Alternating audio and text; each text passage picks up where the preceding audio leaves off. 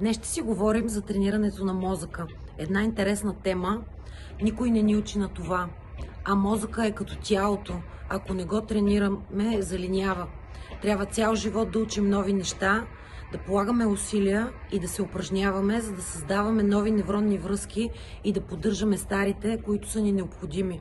Едно е важното тук, че можем да тренираме паметта си, за да работи по-добре и да знаем как да я подхранваме, за да е здрава.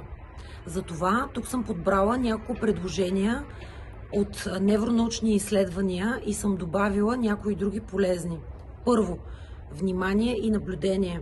Невъзможно е да се запомнят неща, ако не сте способни да наблюдавате.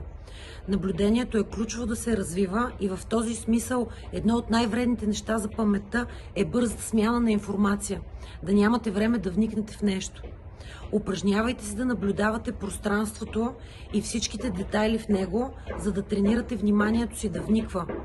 За да можете да наблюдавате, е необходимо или да сте спокойни, или да сте бдителни, или да ви е интересно, но също и да си почивате и да оставате време да обработвате информацията. По отношение на наблюдаването на пространството, има едни такива картинки, които можете да гледате, за да забелязвате детайлите в тях. И после да затворите очите и да ги изброите. По-добре ги анализирайте, отколкото да се опитвате да ги наизустите. Така тренирате мозъка си да запомня. Ако сте постоянни, за 2-3 месеца ще видите подобрение в паметта си. Второ, научете се да не се разсейвате, докато правите нещо. Разсейването води до грешки в запаметяването. Развивайте малко дисциплината си. Трето, излизайте от комфортната си зона. Един организиран и структуриран живот, който следва еднообразна рутина, не помага за подобряването на паметта. Защото мозъка се отекчава и не иска да мисли, заспива, когато е в рутина. За да се развива, мозъка трябва да е буден.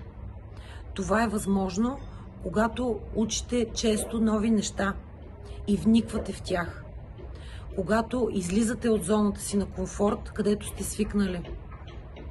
Дори да учите да свирите на нов инструмент, да плетете, да шиете, да рисувате, да учите нов език, нов спорт и всякаква физическа или интелектуална активност, като пъзели, домино, шах, судоко, кръстословици и други, активирате физиологичните процеси на мозъка. И това е добре за него. Четвърто, избягвайте постоянния песимизъм. От време на време може, но хроничният песимизъм влияе зле на паметта. От друга страна, самото запомняне на неща кара песимизма да изчезва, защото ангажира паметта и съзнанието с други неща, вместо да цикли там, където се е вторачил. Това внася свежест в живота и нещо ново като усещане, а това влияе добре на цялостното ни светоусещане. Пето, сетивност. Колкото повече сетива използвате, за да запаметите една фраза, например, толкова по-лесно и ефективно ще стане това. Как може да запомняте по-лесно текст? Като го рецитирате като поема или като го разказвате като история. Като си направите карта от него. Карта, която съдържа навигационни точки, които поставяте в главата си от важните места от текста. Като го изпеете, като го припишете на ръка, като го изтанцувате, маркирайки с движения ключовите моменти от текста. Това не е толкова заради танцуването, колкото до това, че изследвате текста чрез движение. Така внимавате в него и го запомняте. Като свържете информацията с цветове, аромати, звуци и вкусове също. Шесто. Арт-терапия. Музикалната терапия от време на време помага подхранването на мозъка.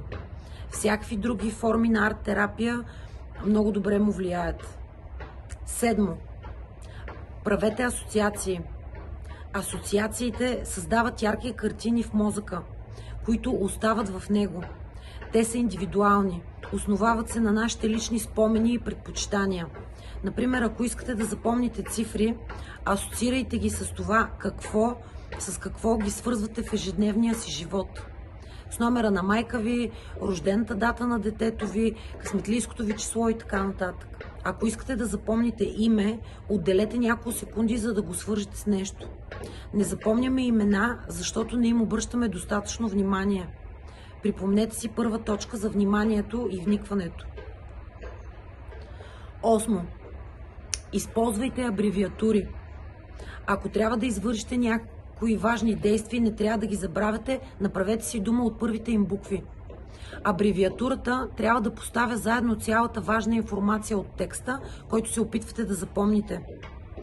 Някои думи, например, като радар, лазер, са абревиатури на това, което означават. И обратно, можете да запомните абревиатури, като таблицата по химия, например, като ги свържете във ваши думи, които формират цяло изречение. 9. Използвайте котви. Римите са чудесно средство за това. Да запомниш стихче в рима, свързано с информацията, която искате да запаметите, е бързо средство да го направите. 10.